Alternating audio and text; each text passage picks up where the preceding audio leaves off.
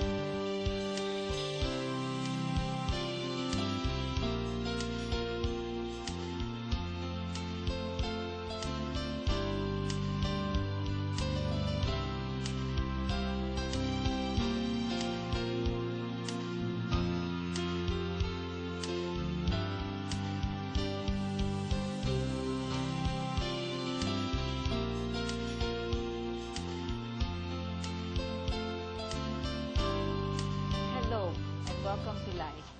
Dito si Marlyn Feliciano Lopez ang inyong host.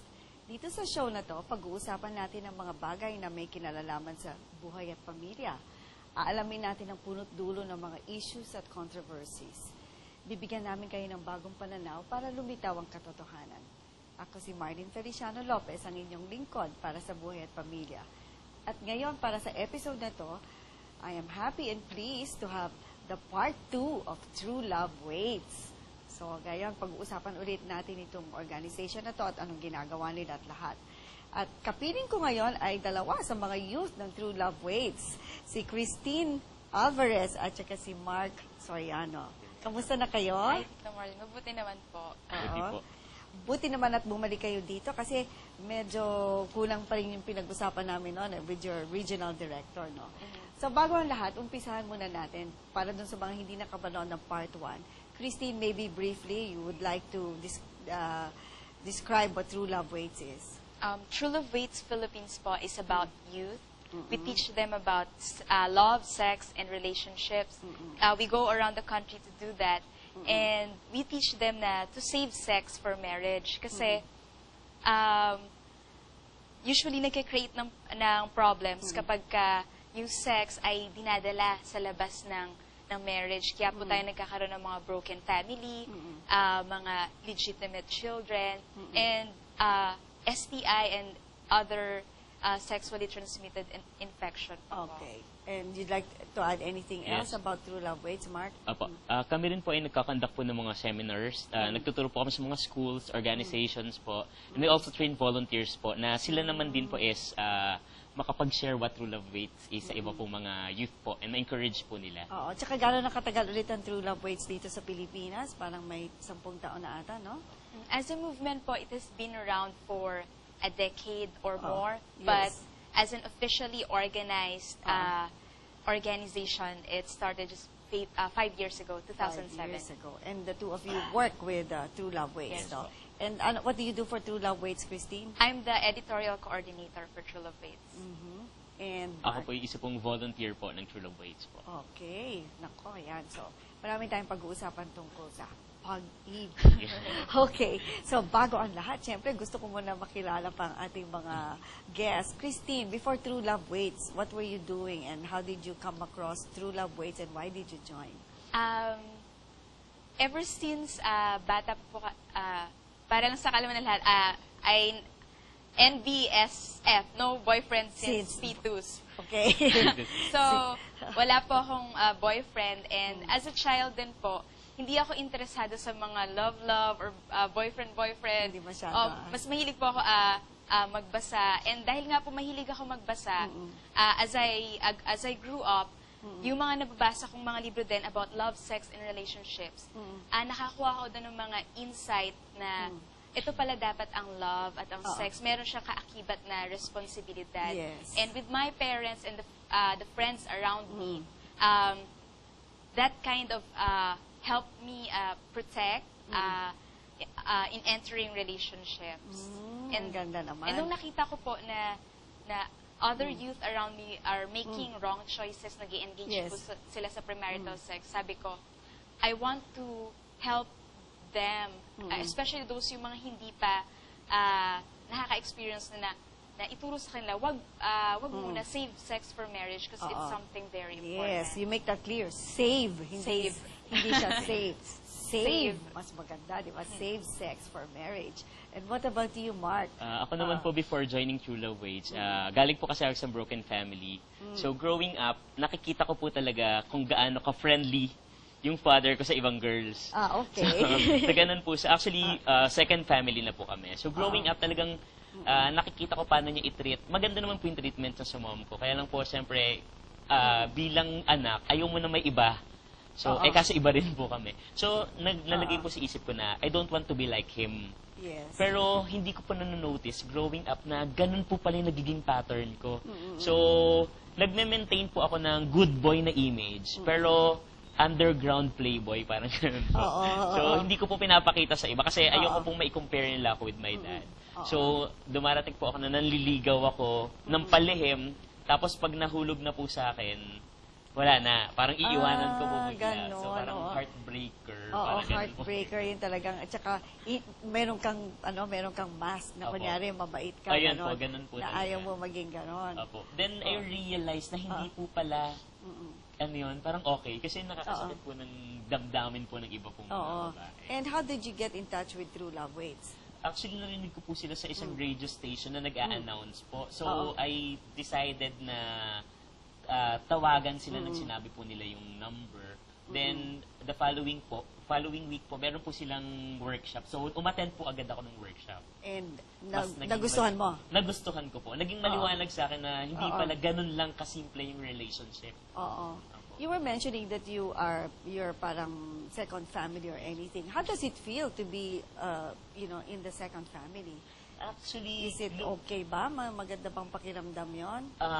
Totoo lang po hindi. Kasi lumalaki ka na alam mo na hindi ikaw yung original. Then, a-attend ka ng mga school activities, nanay mo lang yung kasama mo. So, mahirap po. Kaya nga, kahit pa paano nung bata ako, naging bitter po talaga ako with my dad. Na parang, hindi tama to. Ayokong maging katulad niya. So, mahirap po yung struggling. Nag-struggle po talaga ako. So, it's very common pala na some children or some men with your kind of a background, parang may tendency gumaya kahit ayaw nilang gumaya. Hindi po nanonotice. Saka isa pong pangit din kasi pag tinignan ko po yung birth certificate ko, nakalagay po illegitimate. So nakikita ko yung mga klase dito, legitimate. So ano ibig sabihin nun? So parang ang pangit po pala na gano'n dahil po sa result ng maling relationship. Yes, and though you know that both your parents love you very much, the mere fact na nakasulat illegitimate, parang hindi magandang pakinggan. No? So, these are the things probably na ginagawa nyo sa True Love Waits, yung parang to avoid things like this. Is that it, Mark? Kaya ka sumali? Sumali po. To encourage din po na yung ibang youth na talagang dapat ayusin po yung relationship before pumasok sa isang relationship. Dapat maayos po. Kasi ito po yung pwedeng maging effect niya dun sa magiging anak po nila. Yung bitterness, yung galit po. O ngayon, now that you're telling me that sa inyong grupo, no, and as individuals, I suppose you have to live what you preach, no? Yes. 'Di ba? Siyempre, hindi naman kayo pwedeng maging advocates ng mga True Love Waits, tapos kayo mismo, by the way, ako pwede, kayo hindi. Ganon, ano? Ang tatanungin ko naman bilang isang kabataan na gaya nyo, parang hindi ba yan mahirap? Medyo parang medyo out of place kayo sa mga nasa paligid nyo. Kasi ngayon, it's very common. Masyado siyang accepted. Hindi naman siya nilulook down on if you have relationships like this. And minsan, it even appears na parang modern ka, accepting ka, malawak ang iyong pananaw pagka ginagawa mo itong mga bagay na to. Paano kayo nagsa-struggle to live what you believe in? Pag sinabi naman po kasing mahirap, maaari po siyang mahirap, pero hindi po siya imposible. Okay. And yung sinasabi din po kasi notion na if it's modern, accepted, hindi naman po porke modern ng isang bagay ay tama na kaagad yon. And ako po, hindi naman po sinasabi namin porket we're in True Love Waits, perfect Perfect kami. kayo. May mga struggles din po kami, especially na ito yung ginagawa naming work. As a girl, and many girls out there, na if a guy or guys like you, so may tendency na you want to give your attention to all these guys kasi you feel flattered and accepted. So, Pag marami kang manliligaw. oo, kahit hindi maniligaw ko. Admirers. Simpleng alam mo lang na may crush sa'yo. Parang meron ng temptation na to take advantage sa lalaking to na, okay, may gusto naman siya sa akin, so pwede sigurong hingin ko yung ganito, yung ganyan, yun. So, it's a temptation, but being in true love waits, it helps me to think na itong mga taong to, may pakiramdam sila, may feeling sila, and hindi dapat sila ginagamit just for my satisfaction. Just for your own ego na Yes, parang, the more The suitors, more, the merrier. the better, no? Di ba? Yung parang, siyempre, masarap ang pakiramdam ng mga babae, no? Di ba? Gaya na sinabi ni Christin, na pag may mangliligaw kaya, parang nakakatuwa na lahat-lahat. And then you just keep leading them and Yes. leading them na wala ka naman palang intention. Intention. And at the end of the day, you just drop them, and nasawi na sila lalaki. Nako, kawawa naman. Masakit ba masawi yung mga lalaki? Sobrang pero madali naman po makarecover. Mas madali sila makarecover. Pero balita ko nga daw, ang lalaki daw, pag nasawi, talagang sawi eh. Pero yun nga po, parang we teach the youth na wala tayong karapatan. Ayaw mong ma-break yung, maka-experience ng heartbreak, then wala rin tayong karapatan na i-break yung heart ng ibang tao. sa paligid natin. Just because, nandyan lang sila, no? Ganon. Mamaya babalikan kita. Ikaw muna, Mark. Iyo, anong mga struggles mo? Sa akin po mahirap din kasi bilang lalaki po, parang ine-expect ka po na kailangan meron kang girls around you. And since nasa True Love Waits po ako, naging malinaw po sa akin na it's not just about na pakipag-sex or pakikipag-girlfriend kasi may commitment po kasama yan eh. Una po commitment mo dun sa person na kailangan mo siyang irespeto, na talagang pag nanligaw ka, make sure na eto na yung person na makakasama mo habang buhay. So, sa edad ko po ngayon kasi medyo 30 years old na po ako. Iba po yung pressure namin as single na parang nandun po yung time na kailangan mo nang magmadali kasi late ka na sa biyahe, parang ganun po. Pero bilang True Love Waits, Hindi naman masyadong late ang 30 pag lalaki. Pag babae, malapit na maging late. Pero pressure po kasi sa akin kasi mga friends ko, karamihan po sa kanila kasal na. So sila po yung namin-pressure sa akin. But still, at the end of the day, you will realize na kailangan yung long-term na effect eh. Hindi po yung panandali ang satisfaction lang yung kailangan mo. Pero ito yung dadalhin mo habang buhay. Yung pagmamahal na dadalhin mo habang buhay. You were talking about pressure and having to get married. That's a very good point there, no? Kasi yung mga ibang tao, yung mga ibang kabataan, just because they reach a certain age, kailangan na ako mag-asawa. Diba? Yung parang, finish or not finish, maganda or pangit, mukhang buhay or patay, kukunin ko na yan, di ba? Ganon. So, you were saying, paano mo nilalabanan ulit yung pressure na yan na hindi ka nag-aasawa for the sake of getting married? Opo. Paano mo Sa akin nilalabanan po kasi yun? kailangan, alamin mo kung ano yung tunay na meaning in happiness. Kasi, the reason why yung ibang young people po, pumapasok po sila sa relationship, kasi gusto lang nilang maging masaya. Pero, kung mali yung motibo mo or mali yung pananaw mo regarding love, regarding relationship, malaki po yung chance na mag-fail ka. So ako po, iniisip ko before ako pumasok sa relationship, eto na ba yung gusto kong makasama habang buhay? Na pag gumising ako, matatanggap ko kung ano yung itsura niya, matatanggap ko yung amoy ng hininga niya. Kasi minsan po yung nakikita natin yung pangharap lang. Yes. Pero gusto ko po talaga yung long term na for the rest of my life, kung magkakasama kang tumanda. Ganon. Do that, do us. Very idealistic. Ikaw, Christine, ano pang mga ibang nakikita mong struggles mo as your, as an advocate of True Love Waits? You were saying na sabi mo yung sa mga manliligaw, ganon, and everything, So ano pa? What about pressures from other girls like yourself? Na, bakit wala ka pang boyfriend? Bakit hindi ka mag-boyfriend? Marami naman dyan papakamatay para maging boyfriend. Kala mo, di ba? Yung naman po, pressures come, pero siguro po throughout the years, kasi I started young when I read those books and heard from good friends and parents na you have to save sex for marriage. So since maaga ko po siyang narinig, the more that I grow, kahit na may pressures na dumadating po, parang I am sure of what I believe in, and I'm secured po na kahit wala akong boyfriend, I can still be happy with my life. Because I have true love waits po as what I do, and I really enjoy teaching the youth, guiding them to make the right choices, and I have friends. So parang kahit walang boyfriend, parang wala akong hinahanap na walang kulang po. Oo, kasi I noticed with women when it comes to having a boyfriend, parang it seems it's a must, 'di ba? Yung parang they're totally unhappy, yung they feel pagka walang boyfriend parang ang pangit nila. Pag walang boyfriend, parang hindi sila kanais-nais yung ganon. So what can you advise these young girls who feel that way, who don't feel good about themselves simply because they don't have a boyfriend? For all girls out there, you are worth the wait. And the more that you wait, hindi naman ibig sabihin maraming naghahabol sa'yo, ay yun na yun. Parang dun mo na nakukuha yung acceptance. Pero tumingin ka muna sa paligid mo closely, with your family, with your friends. Maaring hindi yun kagaya ng love na ibibigay ng boyfriend, pero kung papasok ka lang sa isang relationship dahil gusto mo, feeling mo na maganda ka, feeling mo na accepted ka, kung yun na yung reason, in the end, magkukos lang sa'yo ng heartbreak. Gaya nga nasabi kanya ni Kuya Mark, kung papasok ka sa isang relationship, then be sure na hindi lang yung happiness mo yung hanap mo, kundi yung more of looking out for the happiness of other people. And if that's not your goal, then wait ka lang muna. Ikaw naman, Mark, anong mapapayo mo sa mga lalaking, lahat ng babaeng maganda gustong ligawan ng lalaki? Anong sasabihin mo sa kanila? Siguro po, mapapayo ko po sa kanila na ang tunay na lalaki, hindi maraming babae. Oo, pwedeng hinahabol ka ng maraming babae. Pero kailangan maging responsible ka. Ang tunay na lalaki po kasi dapat responsable. I'm not saying na perfect ako na guy. Pero ang gusto ko lang po sabihin sa kanila na tignan nila yung magiging effect nun.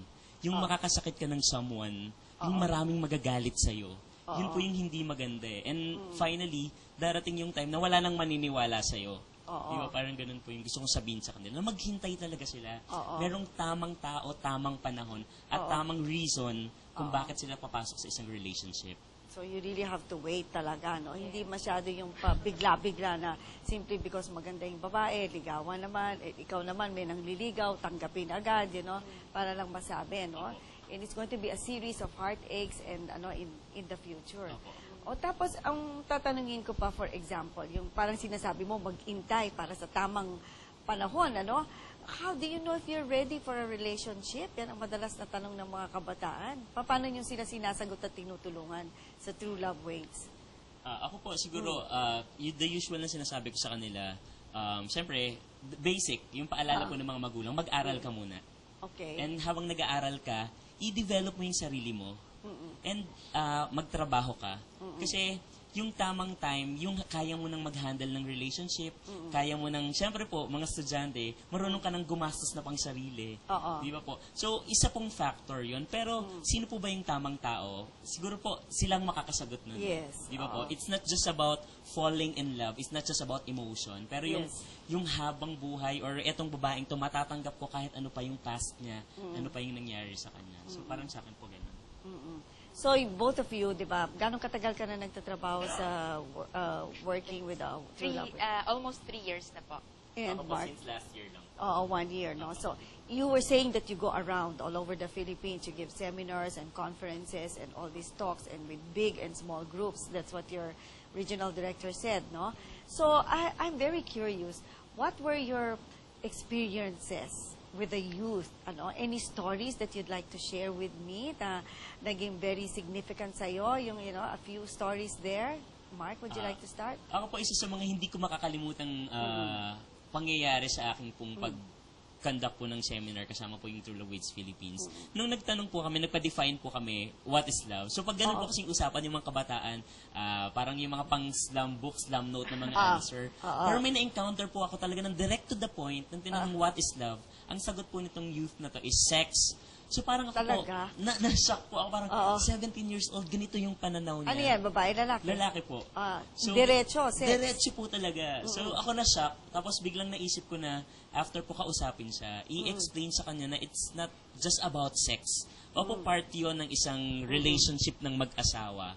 Pero hindi lang po yun yung pag-ibig. Kasi kung yun lang po yung magiging basihan ng pag-ibig niya, pwede pong pag wala na yun, maghiwalay din sila. So, na-explain ko naman po sa kanya and nakakatuwa kasi na-realize na mas malalim pa bukod sa physical na nararamdaman nila. Yung what is really love is. Yes, because pag sex lang siya, mabilis lang yan, di ba? I think they made a study. I heard that once in narinig ko yan sa National Geographic eh. Kung talaga daw sex lang ang susukatin mo sa relasyon ng isang babae at lalaki, pinakamatagal na yan ay 6 months. Parang ganon. Sabi, no? So, dapat it has to be deeper than that. So, tama ka na. Sinasabi mo yan at buti na lang at ikaw ay nagsasabi at nakakabata ka. Baka sabihin nila ay dahil si lola mo ang nagsabi ay wala nang katotohanan yan. Okay. Ikaw naman, Christine, anong naging experience mo with the Ako naman po in one of our trainings, workshops, meron din kaming tinatanong na questions na what's your ideal quality sa isang opposite sex? Okay. And then, this guys answered na ata yung malaki yung boobs or more of the physical characteristics talaga. Yun ang qualities na hinanap ko sa isang babae. Kaya naman pala lahat ng mga babae gusto magpalagay ng gano'n, ano? At babayaran kahit magkano. O sige, totoo. And sadly, kasi dati, yung madalas ko naririnig, maganda, gwapo, matalino, mayaman, yung mga ganong qualities. So, sumagot sila ng physical qualities and specific talaga. Medyo nagulat ako. But, it's a teaching point na yung physical, it doesn't last forever. But what you look for sa isang tao, yung qualities, it's more of the character. Kasi yun yung magtatagal, maaring crush ka ng bayan ngayong araw na to.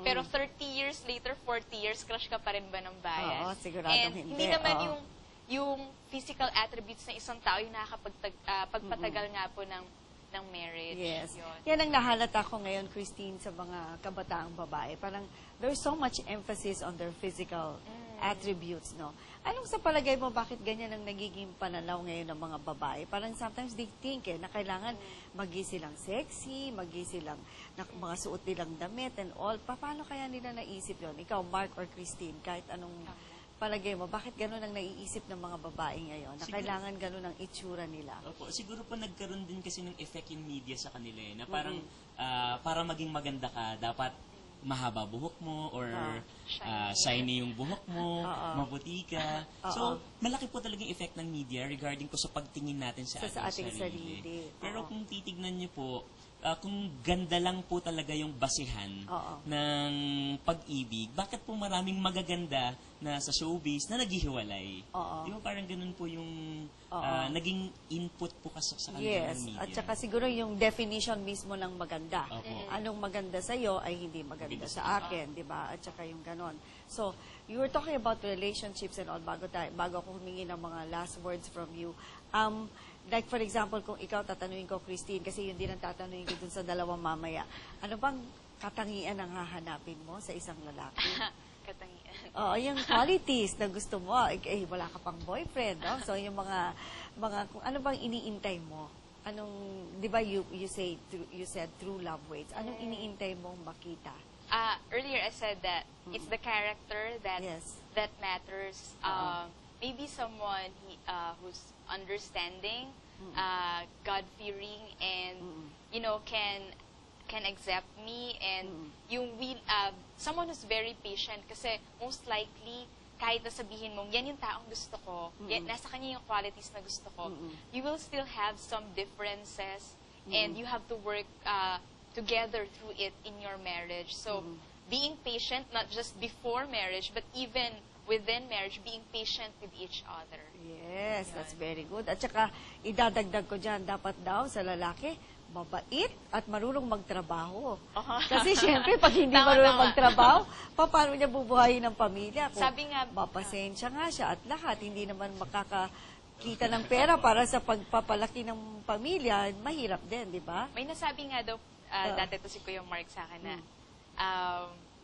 na kapag ka, ang mga lalaki daw, handang magsabi sa'yo na mamamatay ako para sa'yo.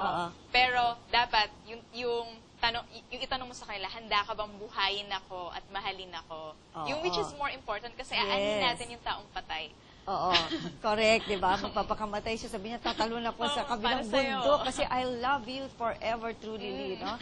So, ikaw, Mark, anong iniintay mong klaseng babae? Siguro po ako someone siguro na pareho yung interest namin. Pareho kami ng paniniwala sa buhay.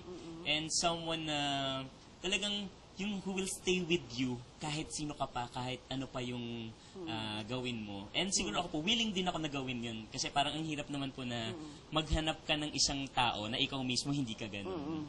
So, yun po. Yeah, so and before we end, I'd like some last words from the two of you because for the next segment, I will have the two other guests from True Love Waits. Christine, would you like to tell our audience anything? Sabi ko nga kanina, it's not impossible. It's hard, but it's not impossible. And kung sa tingin niyo parang grabe naman, parang ang taas naman yan, parang hindi namin kaya yan. Kami ni Kuya Mark, we're doing this right now and we're going through struggles as well while believing that true love really waits. And if you want to stand with us, you can join us kasi we'll be here to help you. Ikaw, Mark. Ako naman po, gusto ko lang sabihin sa mga kabataan na ang nagmamadali, madalas magkamali. Okay po, ang nagmamadali, madalas magkamali. Kasi minsan nagiging... lahat, kahit saan Pag nagluluto ka, pag nagsusulat ka, di ba? Lahat ng pagmamadali, nagkakamali. So, gusto ko lang din sabihin sa kanila, may tamang reason kung bakit ka papasok sa relationship. May tamang panahon at may tamang tao na makikilala mo rin yun. At kung hindi naman, kung maging single ka naman, gusto ko pong sabihin sa mga single na nandyan, na kailangan lang malaman nyo kung ano ba yung nagpapasaya sa inyo. And hindi sakit ang pagiging single. Oo, di ba? Kasi yung iba akala pagka di ba? Napakaganda ng mga sinabi niyong dalawa, Christine at saka Mark. Thank you very much dito sa first segment na to. But don't go away because we have more. Stay with us.